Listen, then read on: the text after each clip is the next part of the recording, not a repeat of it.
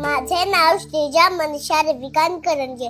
मी बालवाटिका 3 Mowgli वर्गामध्ये शिकते. मी तुमच्या समोर 26 जानेवारीचं भाषण साजरं करत आहे. भारत जगातील सर्वात जास्त लोकसंख्या असलेला देश. भारत साजरा करतो आपला 77वा प्रजासत्ताक दिन. कसा?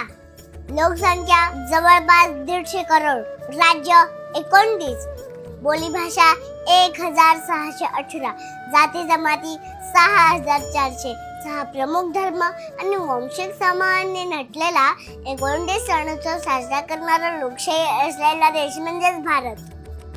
आकडे जरा मागे पुढे असू शकतात, लहान आहे मी, आकडा नाही, भावना समजून घ्या.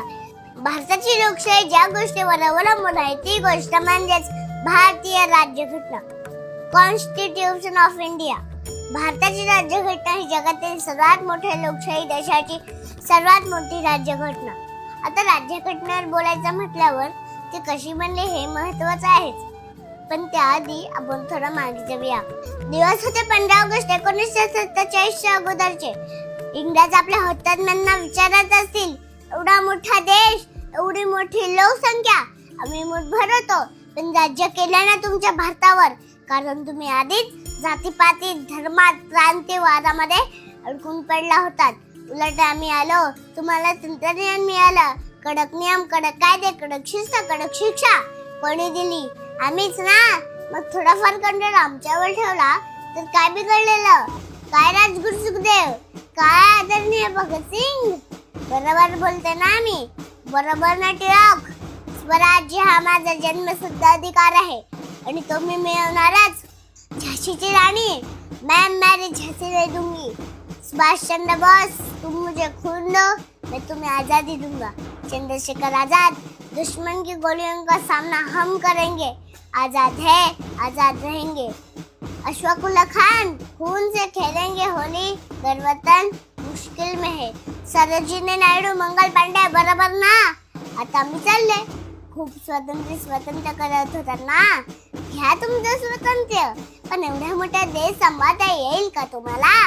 राज्यघटना बनवली की निघतो आम्ही, पण इंग्रज विसरले. भारतात टॅलेंटची कमतरता आधीपासूनच नव्हती.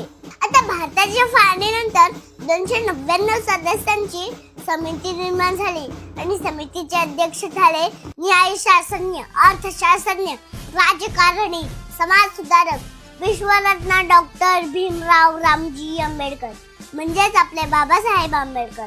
गुंतागुंतीच्या प्रक्रियेतून 2 वर्ष 11 महिने 18 दिवसांनंतर निर्माण झाले बलाढ्य लोकशाही भारताचे संविधान, भारतीय राज्यघटना. खूप परिश्रम लागले बरं का. सांस थमती गई, नब्जें जमती गई, फिर भी बढ़ते कदम को ना रुकने दिया. कट गए सर हमारे तो कुछ गम नहीं, सर हिमालय का हमने ना झुकने दिया. माझ्या भारतीय सैन्याला प्रजासत्ताक दिनाच्या खूप खूप शुभेच्छा. माझ्या कामगार वर्गाला, सर्व पुरुष महिलांना, माझ्या मित्र मैत्रिणींना प्रजासत्ताक दिनाच्या